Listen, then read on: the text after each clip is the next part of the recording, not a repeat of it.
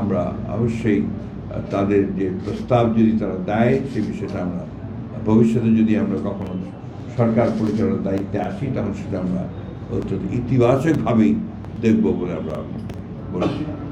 Bundle থাকলে প্রতি সেনমানিতে টাকা বাঁচবে। বিকাশ সেনমানি বান্ডেল কিনে জিতুন প্রতি লেনদেনে। যেটা বলেছে যে তারা অত্যন্ত আগ্রহের সঙ্গে এবং ঐকান্তিকতার সঙ্গে তারা এই বিষয়টির উপরে কাজ করছেন। মিয়ানমার গভর্নমেন্টকে তারা রাজি করার চেষ্টা করছেন যে খুব দ্রুত এই এক্সপোর্টেশনটা খাওয়া যায়।